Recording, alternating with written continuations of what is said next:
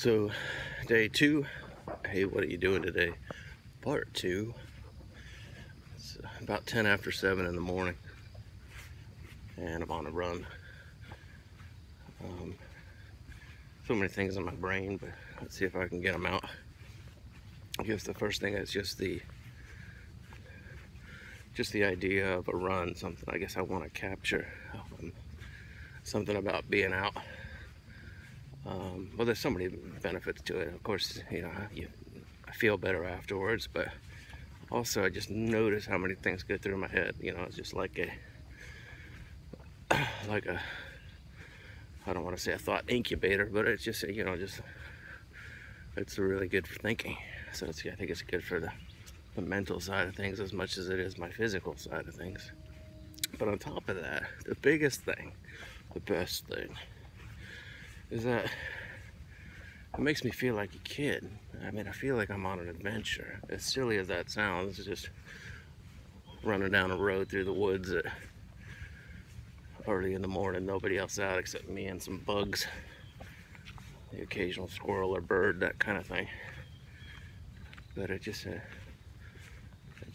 feels alive. It feels good. It slows things down. And I was thinking last night, I don't have a super clear goal on what I want from this year, but in the back of my head, I have a good idea.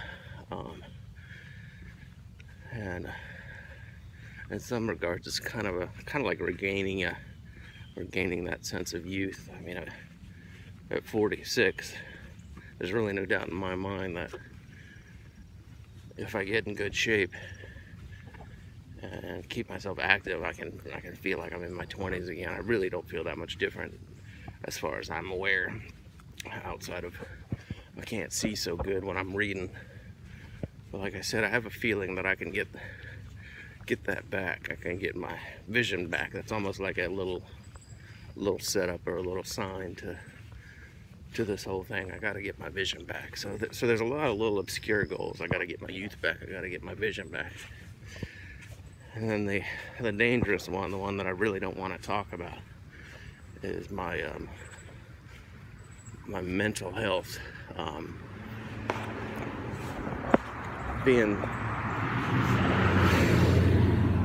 so busy in the last 5.5 years,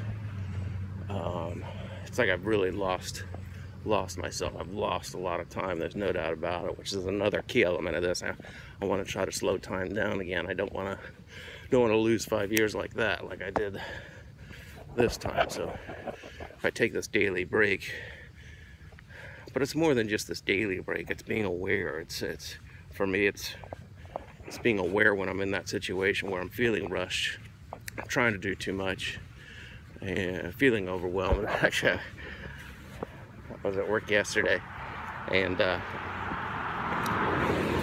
I tried to stop for just a second to do something, and I told myself I was just going to concentrate on what I was doing, mentally. It was a mental exercise, and without even realizing it, I noticed my right hand started reaching for some work that I had to get done. So in that second, I saw myself lose myself, and it was pretty incredible. It really was. It was like, even when I was concentrating, my mind and my body are so into work that my hand just automatically started doing the work, or started reaching for the work that needed to be done. But the most powerful thing about the first time I did this, 5.5, 6 years ago, the original, hey, what are you doing today? I came across something called the Jesus Prayer, and that's something that's really stuck with me. When I'm away from the spirituality of things, it's not as powerful as I know it is.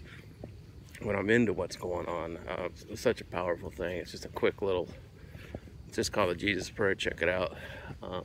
But it's almost a meditation. I guess it is a meditation of sorts, but when I am able to do it correctly, it really creates an energy, an amazingly almost euphoric feeling, and it generates from the heart and goes out, and we'll go through the whole body. I can even measure it in the tips of my toes, and it's such a cool thing. But it's useful in certain situations, and I guess that's where I'm leading into this next situation, which I've noticed that I'm really struggling with anger and anxiety, more than I ever have in my life. I mean, every day I deal with anger, and